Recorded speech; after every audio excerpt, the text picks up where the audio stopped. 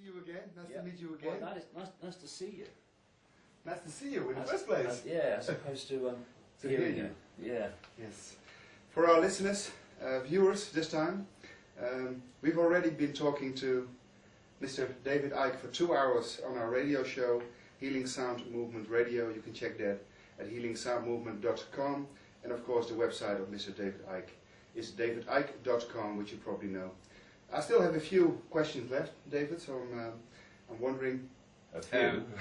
A few. Well, I have about 30, but we have about 40 minutes, so let's not... Okay. 1.5 minutes each. That's impossible for me. I read something about Eric Cantona, the professional football player. Yeah, yeah. And of course your work. My question would be, David, can you please explain the money debt scam and the fresh air money, the money out of nothing printing, that principle, and how it relates to the taxation and the interest scam? Because I believe in your book you say that taxation is in a way unconstitutional. Right? Well, a great deal of various taxation in America is illegal because it's the law's never been passed, and so many people have now challenged the Internal Revenue Service in America to show us the law. Mm-hmm. And they can't, because there is no law. It's like, well, everyone knows it's the law, all right, then, but everyone knows, well, show us the evidence. They can't.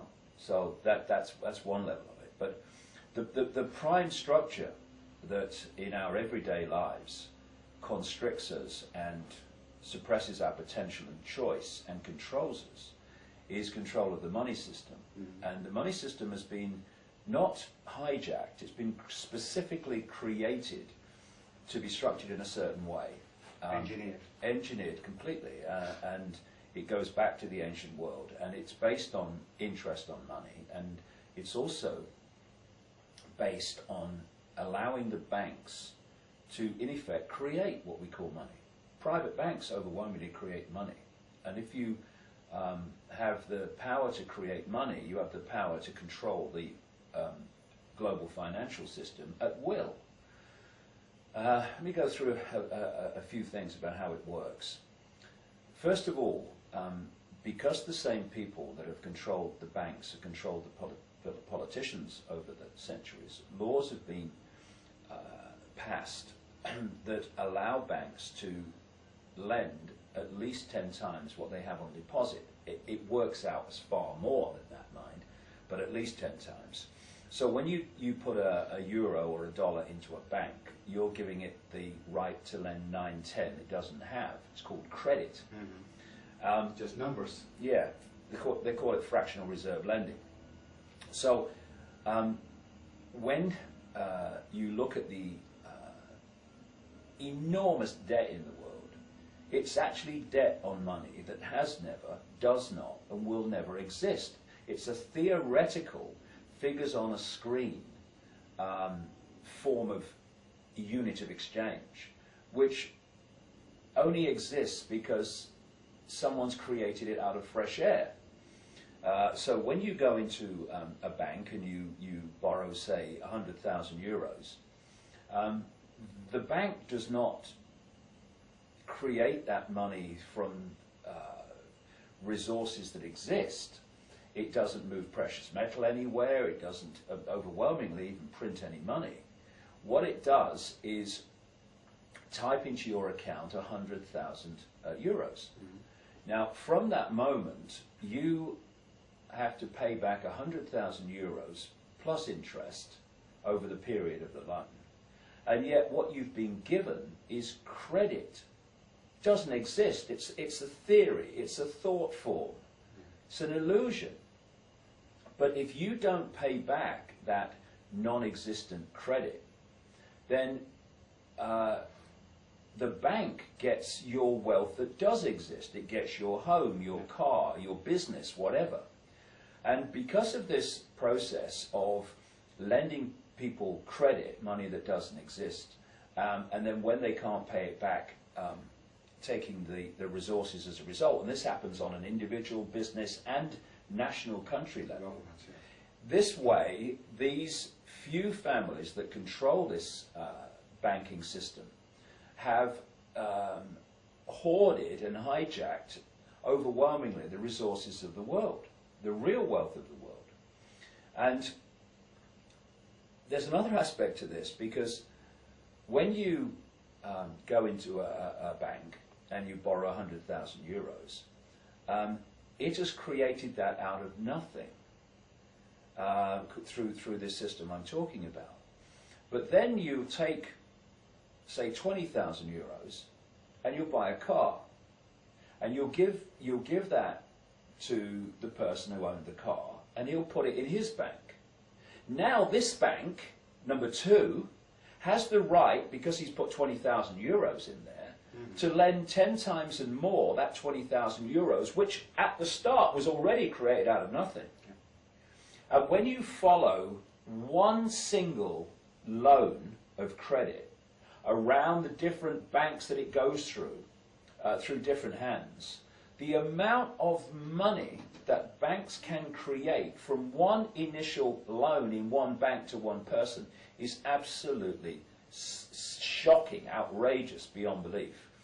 And another aspect to this, when you borrow the 100,000 euros, you have to pay back 100,000 euros plus interest.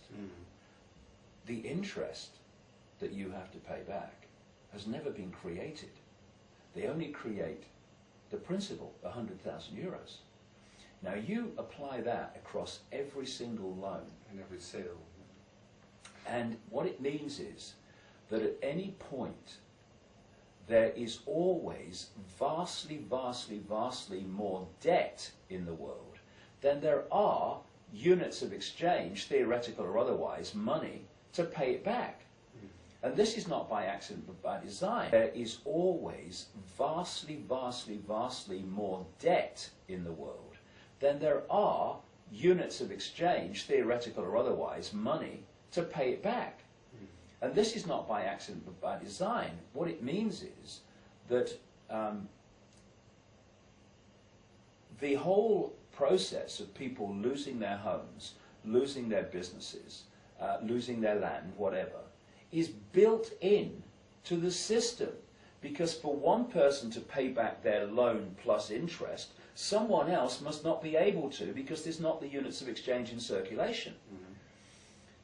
And that takes us to the next point, which is, if you control the money in circulation, and the private banks do, controlled by the same families, by the issuing of so-called credit, then you control whether we have a boom or a bust. Interest, inflation. Or Yeah, exactly. You control everything, because what they do and what they've done century after century, and they continue to do more and more blatantly, is they have a process where in stage one they put lots of so-called money into circulation. They will keep interest rates low, and the criteria for loans will be reduced, so lots of people get loans of money, credit. Therefore there's suddenly lots of units of exchange in circulation. This means that more people buy things. It means more companies need to make things to meet that demand, and we have a big increase in economic activity. People have a greater employment and greater employment opportunities. And during booms, people tend to get in more debt. Companies take out loans to increase their capacity so they can increase production. They take on more people. People get confident. They'll have a bigger house. They'll have a bigger car. They'll go on holiday more times a year because they're confident, because their company's got a big order book and their job's safe and all that. And then, at a point decided by the families that control the system, perfect timing, they start to take units of exchange out of circulation. They do this by not giving out as many loans, by making it more difficult to get a loan, and by calling in loans that are already out there. What they're doing is they're taking units of exchange out of circulation. And this is what happened in 2008 when we had what they call the credit crunch. What was the credit crunch? The banks ceasing to lend as much credit, therefore, in theory, units of exchange money, than they did before. So what happens? As the number of units of exchange in circulation fall, people don't have the same amount of money to buy the things they were before. So companies don't need to produce as many, so people start losing their jobs. The companies may well get into serious trouble because they've taken all those loans out to increase capacity, but now that capacity is not necessary. People have taken out bigger mortgages to have a bigger house and bigger loan to get a car and all the rest of it. And now suddenly, I'm sorry mate, I'm going to have to let you go. The order books that kind of just, we don't have the orders to pay you. And what's happening is that now the banking system is moving from a boom, which is the fishing rod going out to catch you.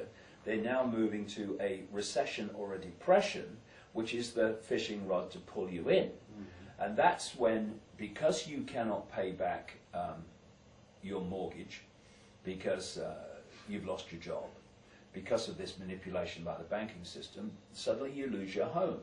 Your business goes bust, they get that. And they know beforehand, so they have foresight and they can have income from that as well, right? Absolutely. And so we are moving from a position where they put the fishing rod out, and when the fishing line comes in, as they take credit out of circulation, they're now amassing all this real wealth, wealth you can touch, in return for non-existent credit that they've given out in the first place. Mm-hmm. Third world debt, which has devastated the lives of literally billions, earning less than $1 a day. The number of people earning $1 a day or less in this world is grotesque in its size. What we call third world debt, which is devastated so much of the world, is actually debt on money that has never, does not, and will never exist. It's just theoretical figures on a screen called credit. And what we're seeing now is this extraordinary situation. I mean, how much does it take before humanity says enough? Mm-hmm. Where these families have manipulated the banking system to create this crisis. And because of the crisis they've manipulated, people have lost their jobs and can't pay their mortgage or whatever. And then the same banks are bailed out by the people, our tax money, who are losing their jobs as a result of the banks putting themselves through their government into vast amounts of debt, and their children and grandchildren into that debt, committed to pay it back. And then the banks that have been bailed out by the people who've lost their jobs because of the banks then come along to those same people and say, you can't pay your mortgage, we're going to foreclose on your house, out you go into the street. I mean, this is so, see, you look at the situation in Ireland now, that country of 4.5 million people, right? It's less than half the population of London. And they are now, through their government and this European Union fascist dictatorship, they've already put 50 billion euros into saving the Irish banks, which should just be allowed to go so we can start again. And they don't have to save, they can save themselves, they print money anyway. Yeah, exactly. But the thing is that now they're talking about another 85 billion euros being borrowed by the Irish government from the European Union, part of it from Britain, and the IMF, the International Monetary Fund, all of which these things are connected. Overwhelmingly, not to bail out the country, to bail out the banks in that country. And what you're talking about